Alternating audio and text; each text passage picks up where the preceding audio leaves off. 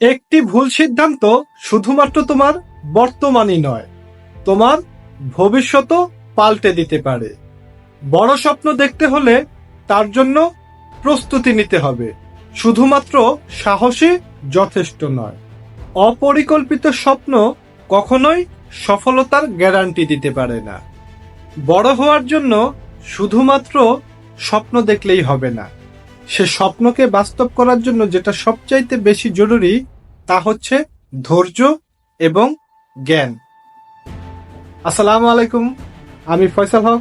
Faisal in ফোকাসে আপনাকে স্বাগতম। Faisal in ফোকাসের Facebook এবং ইউটিউব চ্যানেল যদি আপনি এখনো সাবস্ক্রাইব না করে থাকেন তাহলে এখনই সাবস্ক্রাইব করুন এবং আমার পাশেই থাকুন। চলে আসি মূল গল্পে।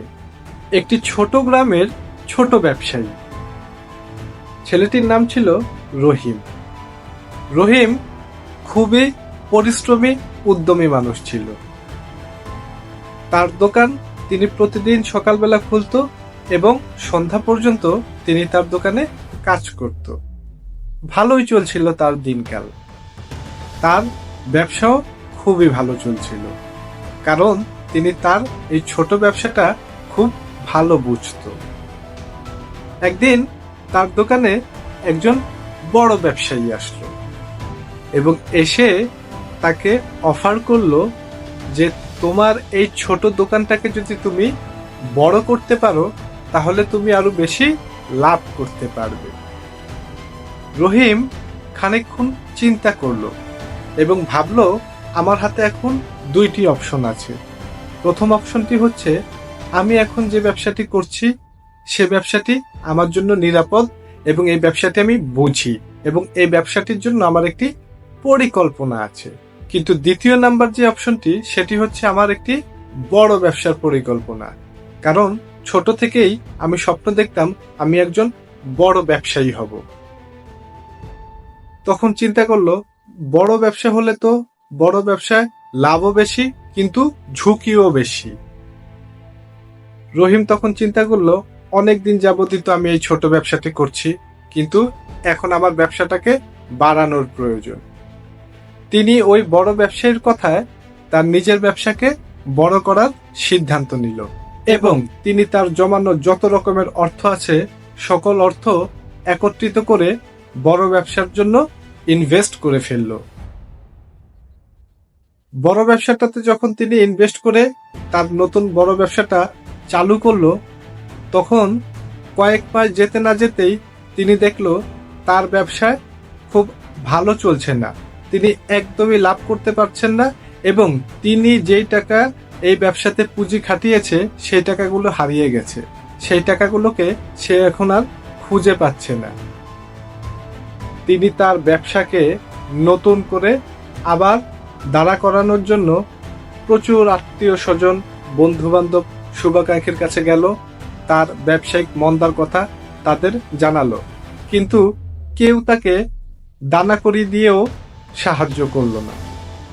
তো বন্ধুরা, আপনাদের কাছে আমার প্রশ্ন, রহিম কি বড় ব্যবসায় ইনভেস্ট করে বুদ্ধিমানের কাজ করেছিল নাকি ভুল সিদ্ধান্ত নিয়েছিল?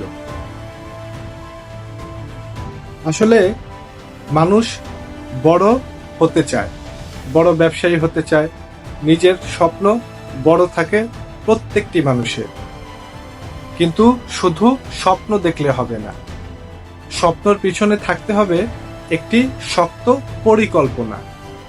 আপনি যদি অন্য কারো সিদ্ধান্তে নিজে একটি ব্যবসা প্রতিষ্ঠান খুলে বসেন এবং নিজের সর্বস্ব দিয়ে সেখানে ইনভেস্ট করেন, সে যেভাবে ব্যবসাটা বুঝে, তার যেভাবে পরিকল্পনা আছে, সেটা কিন্তু বন্ধু আপনার নেই। আপনি আপনার ব্যবসাটা বুঝেন এবং আপনি আপনার নিজেকে বুঝেন।